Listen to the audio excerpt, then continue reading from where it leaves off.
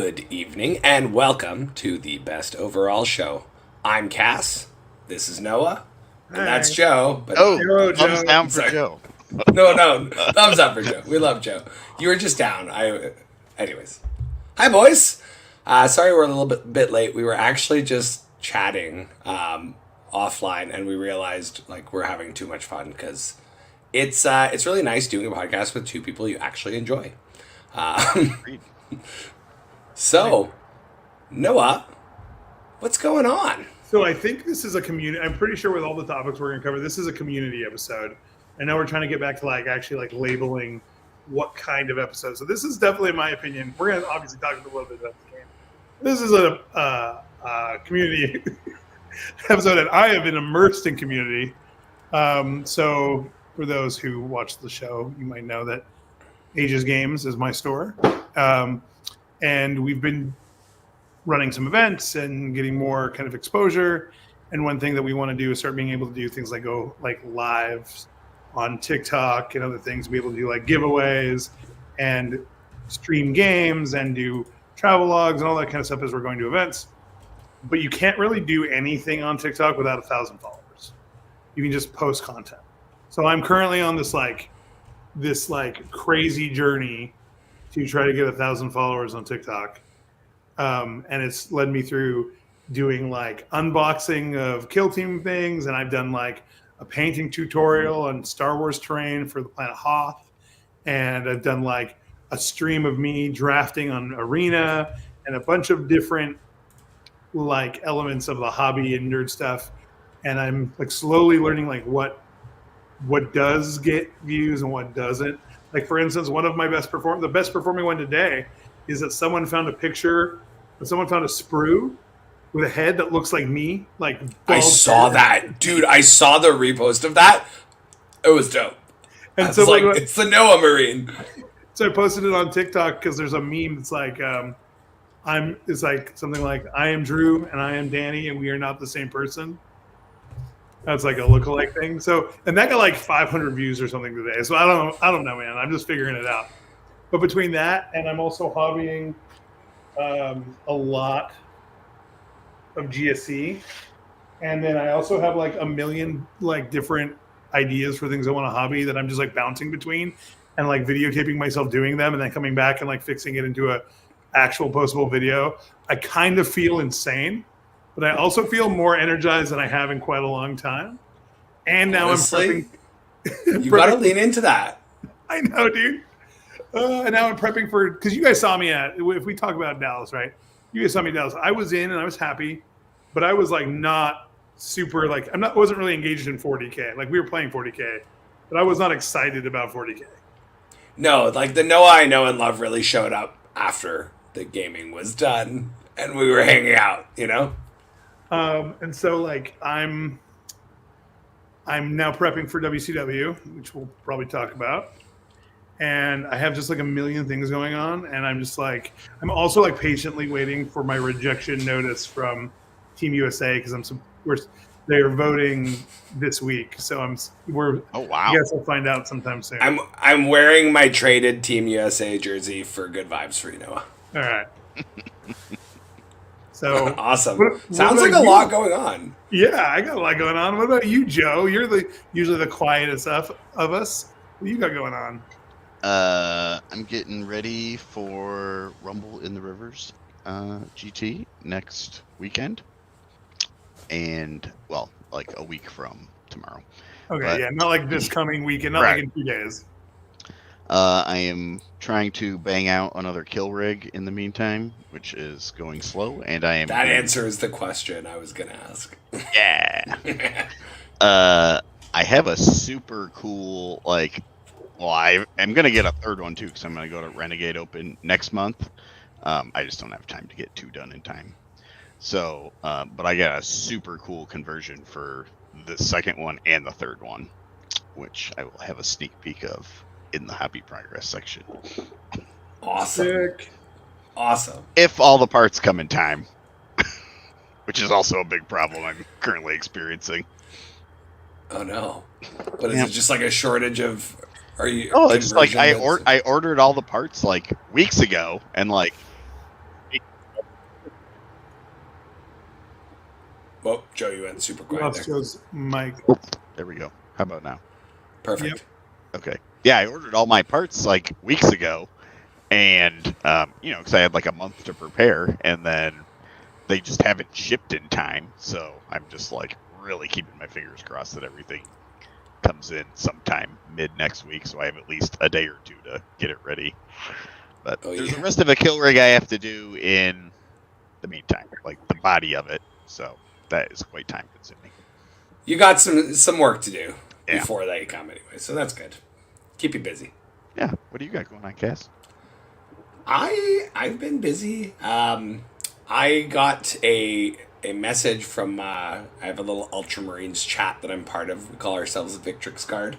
I had a little notification this morning. Like I'd walked the dog and I'm having my coffee. I'm starting work, and they were like, "Isn't this your army?" And they posted a Warcom article, and I was like, "Oh shit!" So I went and looked, and they used a photo of my Ultramarines display board in the narrative campaign Warhammer community article. So I like crossed one off the bucket list. You know, I've made it to the big leagues. So that was pretty awesome. And yeah, where did they get that photo from? That would have been Come open? no, maybe either Tacoma or Kansas City or the first Worlds that I got to go to, which was New Mexico, actually, before it was called Worlds. Like Right. Well, you definitely had an event where when you clicked through buying your tickets, you approved the media usage. Oh, 100%. Yeah, a friend of mine was like, "Where's the credits for it?" I'm like, "I don't know. I don't care. Everyone who knows that's my army, and it's on the Warhammer community site." So that was pretty cool. Yeah, dude, it looks fucking bang. I'm looking at it right now. It looks amazing. Not a bad way to start your morning. Otherwise, I'll get to more details on this. My entire hobby room has been cleaned and organized to a standard that I would not have done. But I am commission painting a Magnus, and he went face down off the table onto the ground. And the nipple horns broke off and went in two directions. One fell on the ground, the other fell into the warp. I literally took everything out of this room and brought it. I had to buy a new Magnus for one nipple horn. Luckily, I just sold the Magnus I bought sans nipple horn, so we're all good. But but yeah, so that was stressful. Painting that one yet? Yeah, but I had just done the base coat, so like. Oh no, you still sold the new on sprue one and just took the nipple horns, right? Yeah, correct. Oh. Just the right one too, not even both of the nipple horns. There's some creative positioning could be used for that lone horn at this point. You know what? That's with its new owner to decide how to do that. But yeah, other than that, I have been I put my converting of a Grey Knight army as Ultramarines off to the side for now. Sorry, I know there's sirens in the background. I live in Vancouver's downtown east side. That is a regular occurrence. Apologies. But yeah, I basically had to put a bit of a pause on that. JT Steiger, is it Steiger? You know them better. Steiger.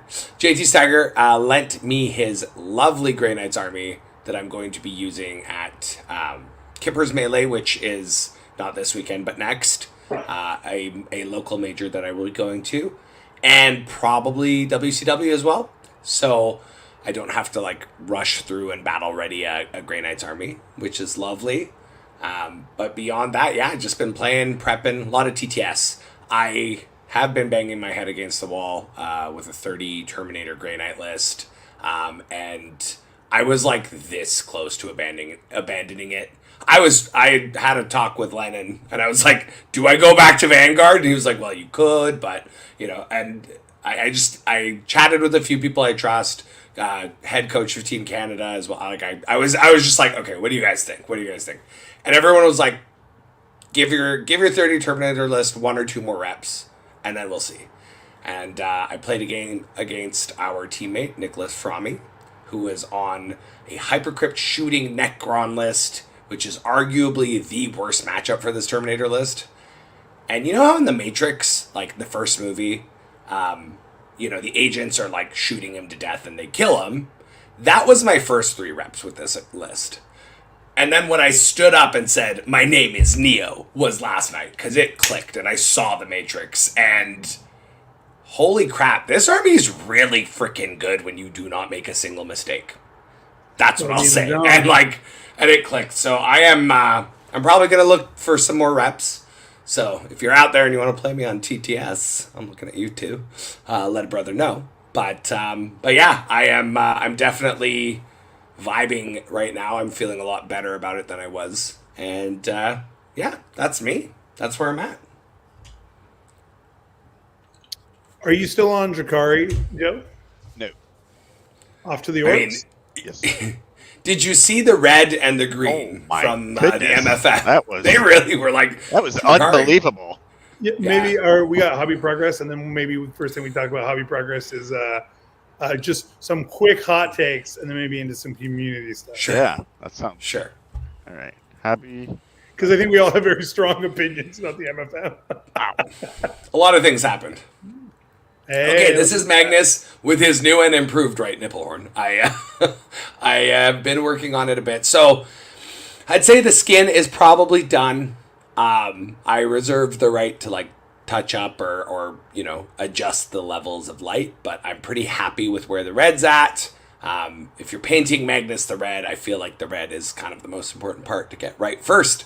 Now I am working on a bunch of other parts of it. Did a little bit of a base of the freehand that I'm going to do on his loincloth. I'm really just not looking forward to the metallic parts, like the actual armor parts. That's always a bitch with any Thousand Suns model. The trim is a specific kind of nightmare.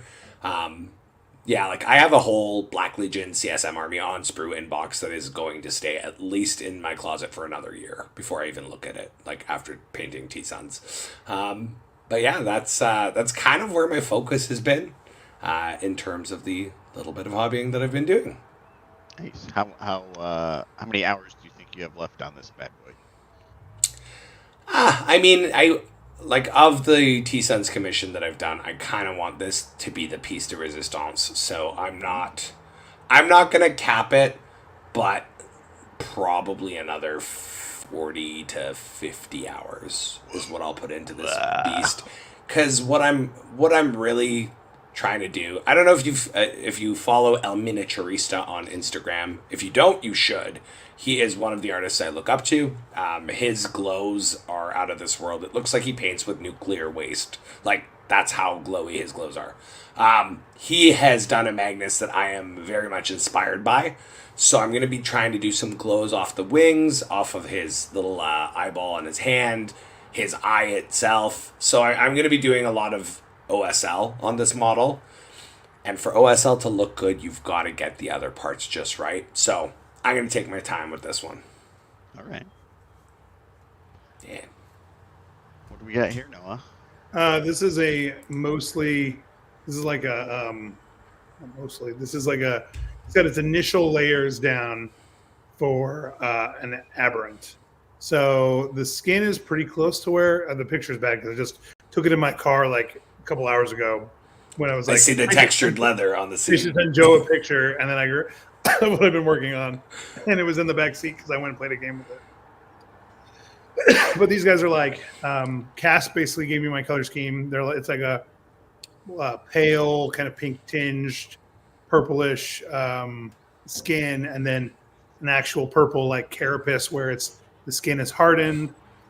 What I did is basically I pin washed this, like very lightly glazed it with a violet ink, and then like a really like super thing, almost water, and left the highest parts white, and then I went over like with more of that in the very darkest spots, and then I went and hit everything that was in the mid area with actually like a sepia wash, like it kind of yelled to give it kind of almost like a sickly tone over some of the pink and stuff. So this is what I did with that gray and clean one that I did. It looks really disgusting, and so it makes the flesh look really like both like irritated and pallid. right? So you can't really see Yeah. it too well. But I like, think technically speak like technique wise, you are nailing the execution because really, if you look at skin, like we are not skin color isn't a color. Like we are layers of color, and it's just a bunch of translucent layers. And if you paint skin that way, it looks so good. So you're doing the right things, my there will friend. be some glazing on the face and some of like the biceps and stuff too. And I still have to go through and I did all the volumes for the loincloth and pants and stuff, but I have to go through and glaze them to smooth out all the blends. So I still have like a lot to do with the GSC Army, but it's like the vehicle armor is all just like a kind of almost like a sunset, and then the this is kind of what the aberrants look like. I tested a list, which we'll talk about later, that has 15 of these guys in it. It was pretty freaking cool. Ooh. Right. Yeah, there's a Alien better Hammer hit good. the skin. This is the fleet. Yeah, it's a very messy hobby desk because I am currently in a sporadic like creative like whirlwind. So I'm like setting up like areas to video and therefore like trashing other areas of the room to set up clean areas of video. And I'm like reorganizing everything. And I just redid my shelves and I've got things pushed around. And my hobby room is basically how chaotic my brain is right now. Is my hobby room right now. Yeah, I do like the orange and purple. I feel like that's a color scheme that doesn't get used terribly often. Right. Yeah. So Yeah. I based it with like a very slightly violet red, and then I with an airbrush feathered it up through orange, and where the translucent orange overlaps the red, it becomes more of a pink sunset color. And I glazed it a little bit to smooth the transition, and then I went up to like more yellowish on the top, and then I went through and took that undercoat, that like violet color, and I actually like sprayed at the angle into the shadows. So the shadows are like that pink color, that like pinkish red color. I think it turned out pretty well. I still have to go through and actually like paint the model still, and I'm going to kind of do some comic book like battle damage on it and stuff.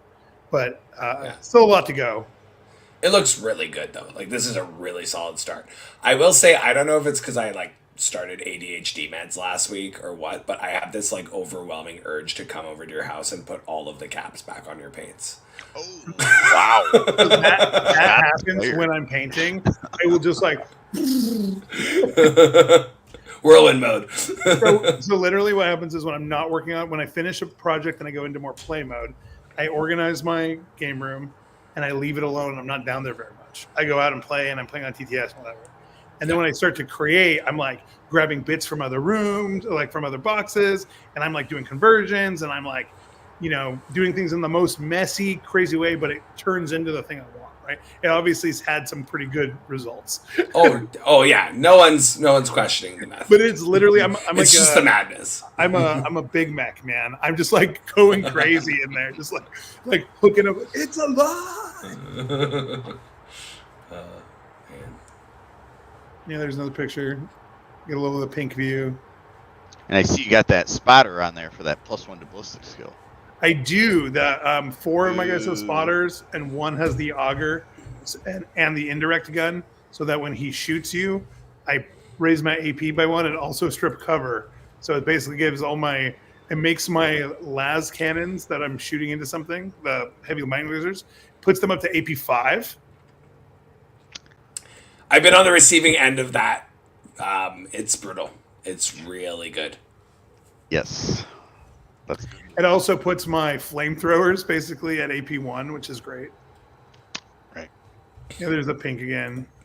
Turns out rerolling wounds on objectives is really powerful when you don't roll a hit. That's not GSC don't have that. What? Yeah, they do, don't they? The dudes with the hand flamers? It depends which unit has hand. Because lots of units have hand flamers. Oh, okay. The unit I'm talking about is actually my hybrid metamorphs. Hybrid metamorphs don't have it. Hybrid metamorphs have brood surge. Okay. Ryan apparently knows something. Ryan, do hybrid metamorphs get to reroll wounds? We'll find out. Yes. Oh yeah, that's what I'm saying. Metamorphs have Surge, so Surge isn't reroll. Surge is a move. The acolytes do have reroll wounds. Oh, But that's okay. I only have two That's what I small was thinking squads that hold objectives. All GSC look the same to me, much like I was gonna say the same thing. I don't know I'm what they with are. you. So they also look the same to me, which is making it really hard to figure out what's what in this giant bucket that I got from, I bought a huge lot from someone else. And we can skip this one. We've beat this Ridge Runner to death. Okay. Okay, this is my Hoth terrain that I just did the tutorial on. Looks good. There's Very cool. these are the pieces of the X-Wing that are crashed down in it. They're just color blocked and shaded a little. I'm gonna go through and do all the actual highlighting and put an off-white on top of them, and then go through and do all the panels and the lenses, and then I'm gonna go back over it with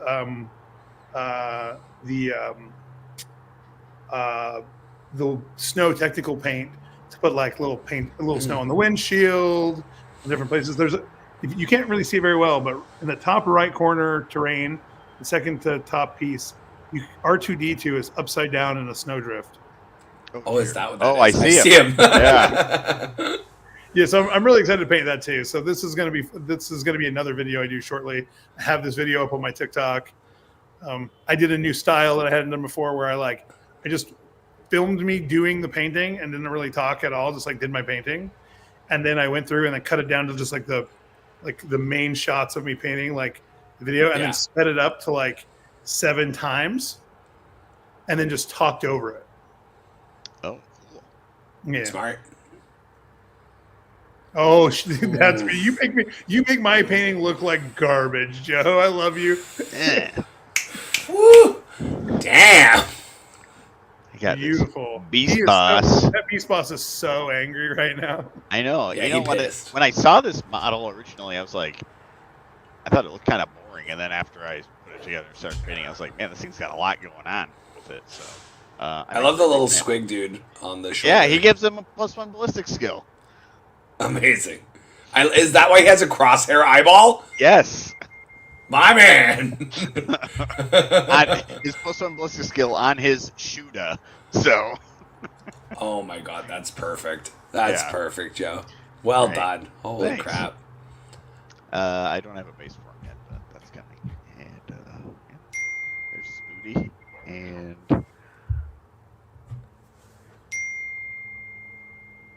okay. And then here's another beast boss I made out of spare parts. Because I'm poor right now. So Resourceful is what you meant to say. yes. So this is a body from a beast boss on a Squigosaur. Because it's with the Mazrog kit, so you have to pick which torso you want. Then I don't even remember where these legs came from. And then just I like that one of them stitched up. Yeah. That's cool. So Cool. then this is R.I.P. Sarge Snark the Ripper, the OG war boss on a war bike. This is his head, because he no longer exists. He doesn't, but his head is being put to good use because that looks awesome. He was a biker model who could tank shock people in 7th edition, which was funny. So R.I.P. Legend. Yeah. What a legend. Sarge Snark, living on. And then that's just some scatter terrain that I painted, which I will be using to represent sticky objectives. Oh, cool. Yeah. That's a really neat way to do it. Yeah. And then this is a sneak preview of the third kill rig, which is going to be a rocker rig. Which is why it is so important that I get these parts. It's all in making the next sense. 3 weeks. Yes. So, yeah, War Games game exclusive, which is like a Russian company or maybe Ukrainian company. They make a whole line of orc rocker models, but they have a bits set of just cabinet speakers. I'm like, oh, this is incredible. So it's a conversion that a lot of people have done, like the battle wagons, but I feel like the kill rig is way more suited for it because it's literally just like a giant stage already. So yeah, dude, it's screaming to be the vehicle from Mad Max, but with orcs. Yes. I'm going to be off camera for a few minutes because they brought me food because I missed dinner. So I'm going to be off camera, but I'm here. Okay. So this actually was a super fun model to paint. I feel like all the new orc sculpts are just really out of the park, especially like with their muscles and stuff. I just feel like they've really got it down. Yeah, they definitely have the formula. Mm-hmm. And then this thing is on the second kill rig. This is going to be this is a Forge World model from Warhammer Fantasy from like the Night Goblin army. Oh, is this the like Nasher squig or whatever the big squig was, or like? No, they have the No, Mangler squigs, and then Yeah, there's that's what like I thought. that's like the two that are like up in the air Tied like this. together, right? And then there was also just like the giant squig, which was just basically just a regular squig, just 50 times the size. But then there was this thing, which I think it was called the squig, Gobla squig. And it was an artillery piece, and I've just had it in my room for probably 6 or 7 years. So this is going to be pulling the second kill rig, and also representing its indirect gun, the Lapa. Amazing, That dude. thing's That's so really cool. sick. Yeah, this model is super cool. Normally it has some Night Goblins riding on the back, but Is that blue that you put in the shadows or purple? that is Imperial Blue by Vallejo. Looks very good. Thanks. Very good color choice. Yeah. I love the little faces on the squigs that are getting projectile Just vomited. lobbed. Yeah. Yeah. So the second kill rig is going to be. So the third one is going to be like I said, like rocker themed. The second one is going to be the grill rig, and it's going to be it's going to have a giant cauldron of like food on it, and it's going to have a bunch of like meat hanging off the sides. And there's this like ogre model. It's like it's just like a random 3D printed model, but it's like a fantasy ogre. I'm just gonna take his head off and put an orc head on it because he's got like a chef's outfit on and a giant ladle across his back. So that'll be like, Oh, that was like one of the mercenary ogres, I think. yeah, something like that. Yeah. So Cool. Yeah, Very that's cool. Yeah. So that's Awesome. that's what I got going on. Oh well, what's going on? Dale, have you How's seen- Cascade? Cascade was great. I have a question about your hubbing, real quick. Okay. Have you seen that model from? I think it's Necromunda. It's a hive, like a Hive City slopper or something. Oh, it's like a Ratling or something. No, this is this is like a bigger dude. He's like a big chubby dude, and he's like cutting a tentacle off of something, and he's got like a food situation in front of him. Okay. Yeah, I might have to just grab him to put him on the. I mean, with an orc head, he'd be perfect. Right. He has like one arm too, or something. Like he's like really gnarly. Yeah, that sounds like it'd be perfect. So I got the giant cauldron. It's a Age of Sigmar terrain piece for the ogres. Yeah. So that's the thing that's taking forever to get here, and that's kind of like the centerpiece of the kill rig. So it's kind of important that it gets here within the next 4 to 5 days. Just really keeping my fingers crossed. But, Me too, buddy. Me too. yeah. May the shipping gods be Yeah. smiling upon you. So Clash was really good. So our October Clash is our smaller one. That's where we have less game systems going on. It's more 40K. We still, before the day of drops, we had 90. We fired with 87, and I think we finished with 82. Oh, that's really good. Yeah, it was really good. It was a really good event. I didn't have any tables have to be actively judged. That was cool. Last Yeah. we had 2 tables have to be actively judged because of player disputes. Because we had 2 kind of problematic players that were upsetting their opponents on a regular basis. I did watch the whole War Games live stream, which was super fun. Yeah, it was awesome having Joe there. Yeah. Yeah, Joe was great. Joe was amazing. Shout out to War Games Live. That was completely awesome. Him being there was amazing. The games on the stream were really good. Yeah, that's probably the only time I've ever rooted for Tau in my entire life. Go Donald. Was that who was playing? That was Donald on the stream. Yeah. I think it was round 2, maybe. Wait, weren't you rooting for Donald playing Tau when we were at Champs Cup and he was on our team? Right, but I wasn't involved in those Okay, games. okay, I was okay. just seeing from afar. Just checking. Yeah. Just double checking. Yeah, dude, it was overall it was great. We had a bunch of people who was their very first big event. We had 5 or 6 new guys who it was their very first. Some of them was their very first event, period. And most of them was a bunch of them was their very first big event. And all of those newbies came up to me and told me they intended to come to the next one. Awesome. Yeah, we had a really good crew of people. Everything was really nice. The food was good. The weather stayed good.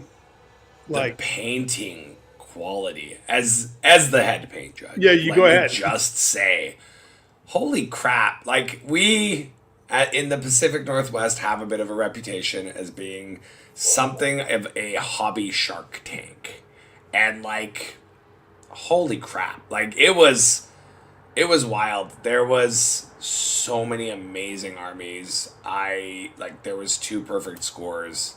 It was wild. Like, and you know, the rubric isn't super granular, so like you could argue against a perfect score very easily, and 2 made it. You know what I mean? It was wild, and I gotta say, there was one player, Caleb, who had like been to the first one, and I'd say of all of the people there, he like picked my brain the most on what can I do to improve this army. And it was so cool because he came back with like a glint in his eye, and I looked and he had literally done everything I told him to do. And I was like, damn, son, like and it was funny because like it still was only like a point difference on the rubric, and he still didn't win because there was like the hobby levels are just obscene. But yeah, I was very impressed. So shout out Caleb, good job. I think he was a 23 or a 24 out of 25. He was 24. Last time he had gotten to 23, and like holy crap, he earned that point. Well, the distance between 23 and 24 is actually a long one. Yes, yeah, I would agree.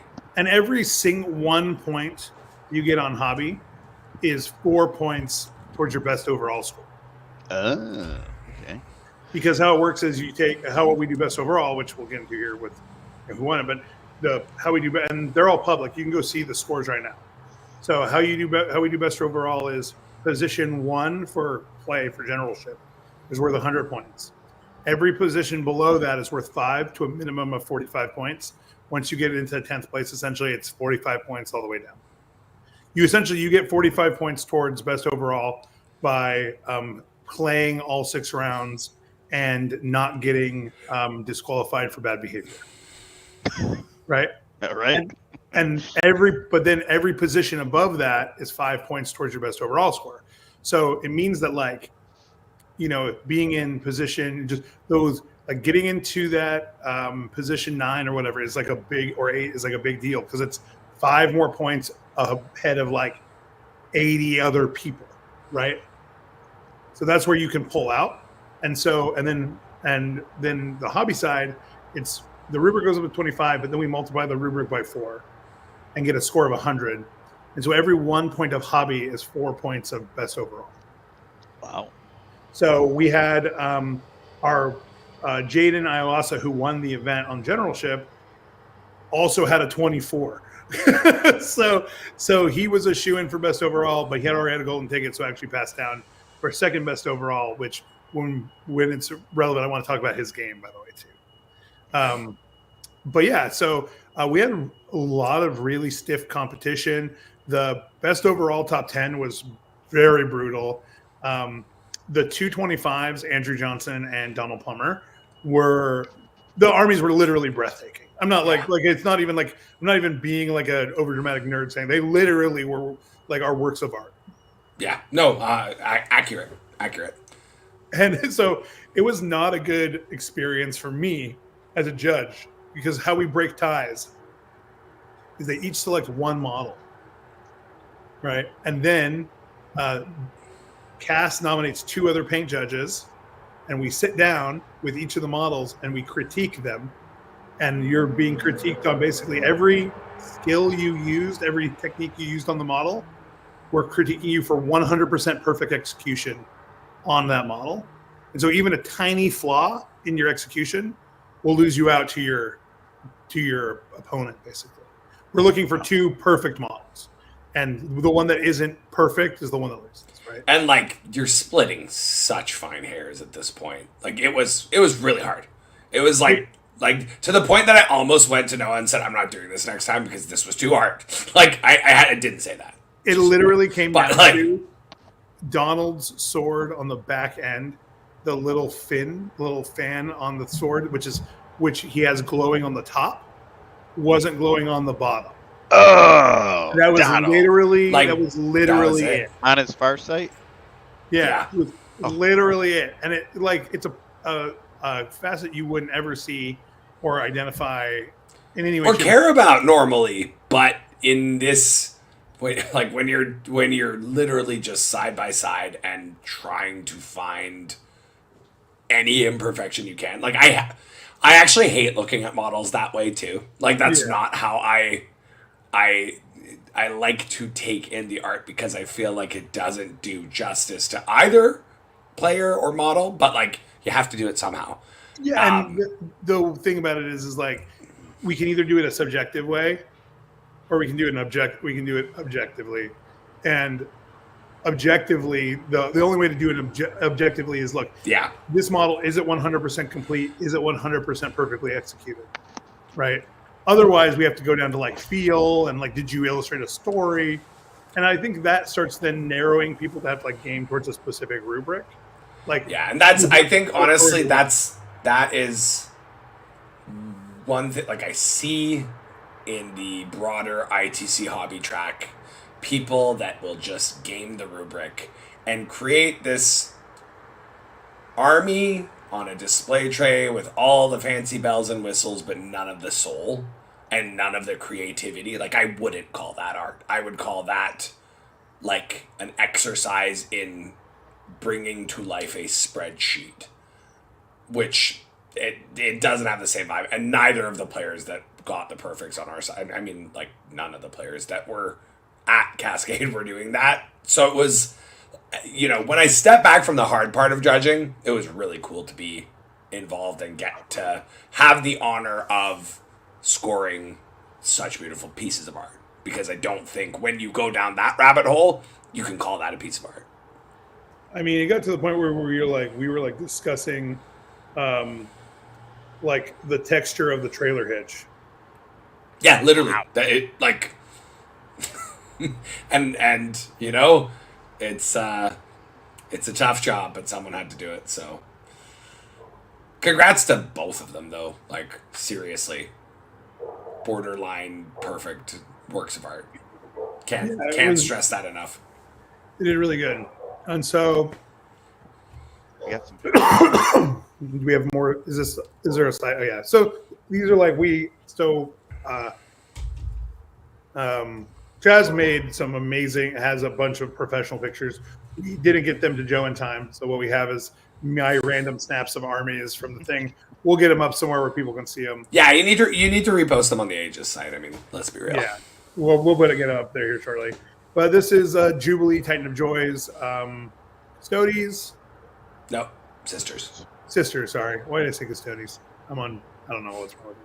All right, we can go next. This was Mr. Jeff Cope, his Knights. He was super because he made a display board and he got his kids at school to help him out. Yeah, he's a teacher, and I have had the pleasure of playing Jeff. Lovely guy, and we like. And he's good too. He's very good. He's very good. Yeah, he beat me. But he has different basing, but I do want to call out that it all made sense on his display board, and it looked super cool. And I had played him at a GT, I don't know, a month before Cascade, and he was like, I'm trying to get this display done. And I was like, do it, man. It's gonna be cool. And it was awesome. Like it really tied the army together. So kudos. It was good. Oh man, is that a Profiron by Mr. I don't know how to say his last name, but Jake D. Yes, I won't try either. But He's lovely got guy. these really cool, like nautical theme, teal gas knights. Oh yeah, I see the base of the armature there. Yeah, it's like a resin. It's got like he's got what's that called? Like coral and stuff coming out of it. Yeah. This guy was super sick. He actually did really well. Jake performed really well at the event. The Profiron killed the living crap out of a lot of stuff. I think the Profiron got to shoot a Stompa at some point, so that was cool. No. But yeah, it turns out when you're like taking a million D6 plus 6 damage las cannons to the face, doesn't do very well. Yeah. Turns out. Every time he went up against something big, it was just hilarious. This is so Jeff Ross, who is our second place general, who also so Jaden Iwasa technically won best overall and best general. Like he was the eligible candidate for both. So because of that, and because he has a golden ticket, our golden ticket's passed down to Tommy. I don't know how to say his last name. Aguilu. And Jeff Ross. This is Jeff Ross's I think first big tournament tournament achievement. Like he's been to a bunch of other events, placed really well, but he got the best general. And candidly, quite like his bases, he was on fire. He was on fire. He did really well. Yeah. He was Donald's loss in one of the rounds. He's just a really great guy, super good, nice dude, contender. Every time I looked up, he was like laughing and smiling and having a great time. Too. Great attitude the whole time. Zero ego. Just he was a pleasure. And the other kind of runner-up guy too was Stu Angel, who was also a complete gem. Love. Oh, his last name is accurate. Yeah, he is an angel. He's great. Yeah, absolutely. What type of Necrons was he using here? He's playing Awakened Dynasty. Oh, fun. Yeah, he was doing his own thing and he was enjoying it. That is Stu's. Yeah, Stu. I was about to say, I think these are Stu's Thousand Sons. I think that's Stu versus Liam. Actually. It literally, it is. Look at that. Yeah, I do. What is that wild terrain in the background? Oh, that's we Donald 3D printed those, and then Lee Steiger painted that. And that's it's built to the right specifications, but it's like a crazy, corrupted Eldar fortress. Ooh, leave Eldar architecture alone. It looks very like Morgoth, Lord of the Ringsy, to be honest. So the only problem with this piece of terrain is literally those spikes are like actual sharp. I have drawn so much blood. I will not play on that set of terrain because I have literally mangled myself on that mold. I have a puncture wound from one of those. Wow. Reaching over. Jeez. Yeah, they're super sharp. We're gonna pay we need an intern to go around and file them down. And so you might recognize... This is not cool. But you might recognize those Grey Knight Terminators that are surrounding that Avatar of Cain. Tommy's Grey Knights. These are Tommy's Grey Knights. That Avatar of Cain with the unfortunate demon keyword. I was about to say, a little bit of trivia. What keyword does the Avatar of Cain have? But yeah, this was Tommy's army. Tommy was kind enough to lend me his army for Champs Cup and for Hammer Time team 5-man team tournament the weekend prior. So I got the pleasure of piloting this army, and when I sent it back with Liam because both Tommy and Liam were in the Invitational RTT the day before, and so I sent his army back so he had it in time. And when I ran into him day 2. He basically came up to me and was like, "Thanks for not breaking anything." I was like, "No problem, Chief." But yeah, he absolutely was a beast and did so well at this tournament that it got him a golden ticket. So kudos, Mr. Tommy.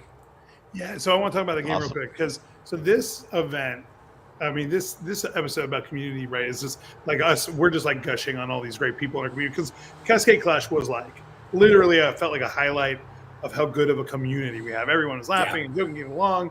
When we did have disputes, they were well mitigated. It was great. I think honestly, as a judge, I had literally one contentious call that wasn't contentious afterwards. We worked it out. Both players were like, I accept and appreciate this outcome, and everyone was happy, and it was all good, and no bad blood. Like that doesn't happen all the time, you know. Next episode, I'd like you and I to have us to do an episode, Joe, about judging and talk about like our experience judging and like because there is, I think, a lot to unpack with what you just said. But the so Tommy and Jeff or Steve, wait, is it Jeff or Steve Ross? Am I just like my brain farted his first name? I think it's Steven. Let's say Jeff Ross is a comedian. Stephen Ross. Yeah, Jeff. I was like, Jeff Ross is a comedian. So Steven and Tommy are both players who are like, they're like habitually like the bridesmaid. And for them to both win out high enough to get golden tickets was really amazing. Cool. So like that was super cool. But Tommy has been getting really good lately. and he demonstrated it in a way that was just so crazy epic and so Grey Knights that I like literally had to walk away from the table because I would have betrayed what was going on with my face. So Tommy is down, I'm not joking, 32 points. Wow. We're going into round 5. It's on Linchpin. Or no, it's not Linchpin. It's Burden of Trust. And so that's the one where you can have a unit guard. And so he's taken a secret mission and he's 32 points down. And he's at like 10 primary or 9 or something. He's like almost no primary. Holy moly. So he has selected a secret mission, and Stu anticipates that he has taken the secret mission that means he doesn't want to have his battle line in his deployment zone. So Stu throws all of his battle line out of his deployment zone, opening up a bunch of deep strike windows and moving a couple of his units much closer to Tommy's units than they really needed to be, which enabled a couple like pretty doable charges from advancing and charging Dread Knights that otherwise wouldn't have been able to make it onto an objective because they needed the charge to get there. So Stu has thrown that out there to make it so that there's no way that he's not going to kill all his battle line, and that way none of his battle line are in the deployment zone. So Stu is confident that he has denied the secondary, the secret mission. And then turns out Tommy took the secret mission to control the 3 objectives in the middle. Unbroken. My fave. And the Joe special. Yeah. And what that meant is if Stu would have stayed where he was, Tommy instant loses the game with no recourse. All that he would have had to do was just not be on one of the objectives and had his big Overwatch thing targeting that. Like he was in a position where Tommy could essentially auto lose. Or really what he needed to do is if Stu would have just put his whole army on one objective, then it would have been. There was no way. There was no way. It's done. And so Tommy ends up getting it by he kills one rubric, like the exact number of rubrics he needs to flip the last objective, and ends up getting 20 points on the secret mission. He scores his primary at the end of the round as well. So he picks up 15 or something. And he goes from 10 primary to 40. Right? In one go. And then his secondaries. And he wins by 2 points. Wow. Yeah, that's unbelievable. It was quite the move.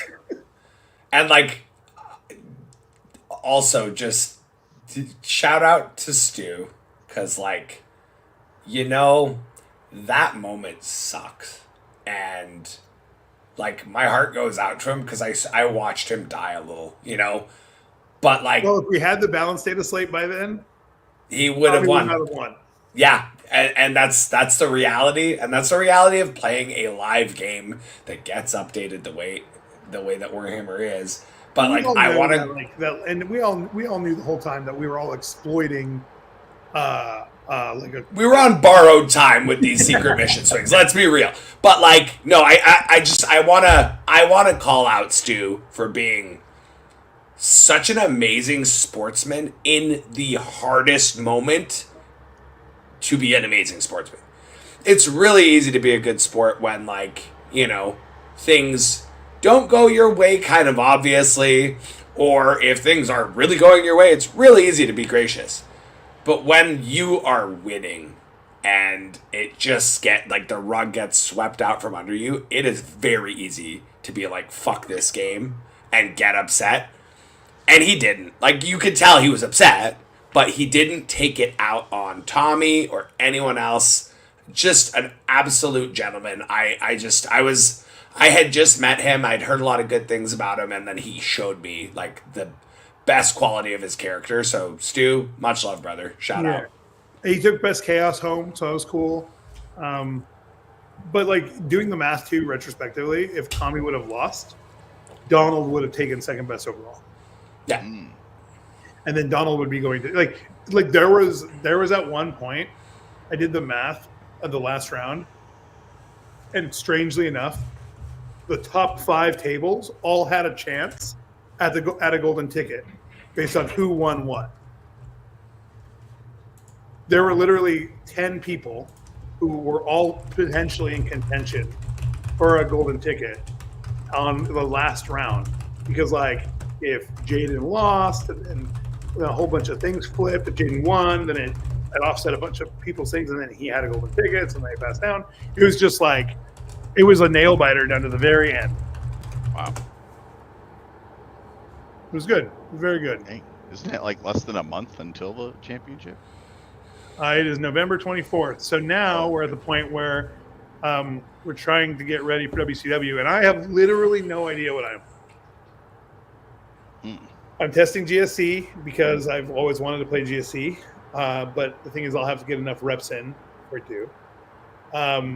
If I could take Orcs. If I take Orcs, it'd be Green Tide.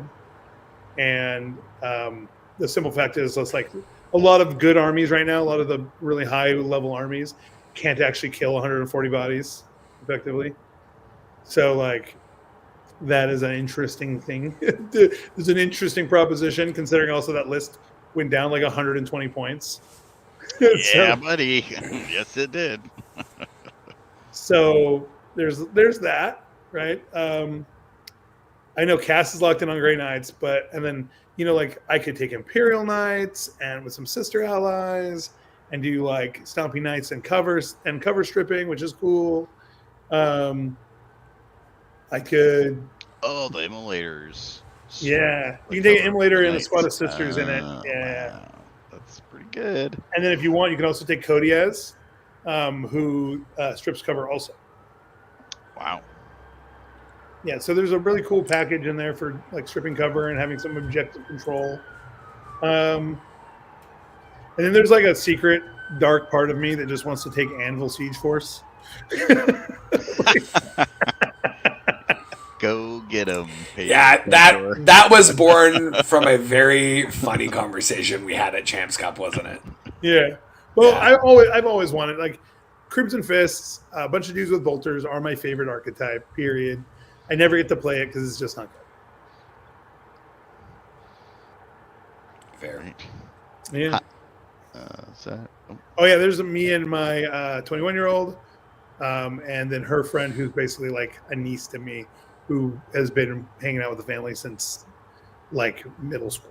And they came and helped out at Cascade and hung out with me.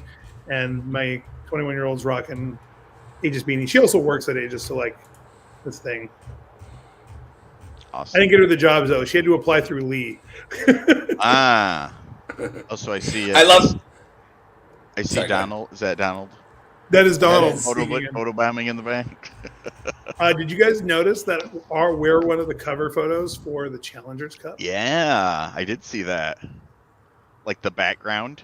Yeah. It's not the logos on the screen, but it's the background that it's like superimposed. And it's like me playing Stephen Box. And yeah. Joe's like, Joe, I think, is doing something in the background. Yeah, man. that's awesome. We're signed up for Challengers Cup. Apparently, it looks like there's I'm not getting into it, but it looks like there's some amount of drama because apparently Champions Cup and Challengers Cup are two separate things now because Kicker went somewhere else and now they're not associated. Well, But they both currently have them scheduled on the same day. oh jeez. Boy. Okay. Well, I know Corrales is with Challengers Cup from what is being said. So Carlos I is a don't good guy. I mean, I'll play in any team tournament I can go to, man. I'm down for it. yeah, dude, Team Warhammer is a hell of a drug. Let me say. I was worried, Joe, when you were having a little bit of a difficult time with your Drakari. And I was worried that would have soured your whole experience, but I'm glad to hear that you had a good time. I did. We already made one person quit competitive Warhammer. we don't. I need, love Greg. Greg got run through the ringer, man. Greg was my favorite. Oh man, I love you, Greg. Come back. I swear it'll be better next time. We won't throw you under the bus. We're gonna throw you under the bus. For real. He got thrown. For real. Hard. Pretty hard, yeah. All right. Cool. Well, that's all we got this time. So, we got more pictures. Let's do pictures. Yeah, there is. This is the model that that one drew Andrew Johnson, the best painted. And actually, I said this to him too. I'm like, listen, mate, I think LEDs in models and in display trays are a bit of a crutch. They're a bit of a gimmick. I tend to react poorly to them. I don't know how you've pulled it off, but I actually like the way that you've executed. And yeah, I agree with our friend Sam Lemon that is so cool and so incredible. Because normally I find things like this are often there to hide a mediocre paint job. That is so not the case here. So it's pretty cool. It turns out he was a former aircraft engineer and like knows his stuff. So his LED that's on the gun actually, like, if you can see it on War Games Live at one point, but it like the light shoots through the gun and goes into the glass. It's so cool. I was thoroughly impressed. But then also his paint job is stellar, and like the detail on that truck. He spent so much time on that truck too. Like we had a good detailed chat about it. So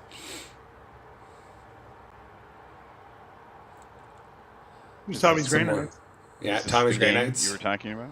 No, this is against Jubilee's sisters. Oh, yep. I see The Exorcist. Yeah. Jubilee has this really cool drop chapel where she converted a drop pod to have like a chapel, like a confessional area inside, and like that's awesome. chairs and stuff. And so it's part of her display, but it's super cool. It's really cool. I gave a lot of positive feedback on that one when I was judging her stuff. And actually, one other thing I want to call out, I love her system of holding her miracle dice, because if you look at the top left, you will see this very ornate like jewelry box. Oh yeah. I was like, that is gotta be the coolest way I've seen for someone to hold their miracle dice. But yeah. That is cool. Okay, and that's where I'll be. Rumble in the Rivers. October Beautiful. 26th. You guys are you both going to Kippers? I don't think I am not currently going to Kippers. I am having surgery on Monday. Oh, right. And yeah. so Saturday would be less than a week after I had surgery. And while I will be like functional, I don't think I'll be standing right like that long all day. Yeah. I don't That's blame fair. You will be there in my heart. Yeah, I mean, I would love to go, but I also gonna get some, quality time in with the fam, and it's also like close to. There's like usually some activities on the weekend before Halloween. It's a lot of family stuff. Yeah, nice. That's a cool logo, though. Yeah, that's a very cool. Yeah, they were only expecting they were trying to get to 60 players, and they're over 80 now, so they raised the cap up to 100. So sweet. Yeah, this is their second year doing the event. So. That's awesome. Yeah. Yep. I am just checking how many is registered for Kippers. It's a bit. It may not be accurate because they sold tickets separately, like on their own website, and now the link has been sent out. So let me just see what we're working with right now. It has traditionally been closer to 100, but it looks like we're at a 70 player event so far. So we'll see when people like actually check their emails. Lists are due Sunday, so folks have a little bit of time to register for the BCP event. But looks like we will be duking it out on the same days. So I'm cheering for you, Joe. Yeah, I'm cheering for you, brother. Thank you, sir. All right. Well, I think we're all set then. Well, thanks everyone for joining us tonight, and we will see you in a couple weeks. Yeah, have a good night. Bye. Have a good night. Bye.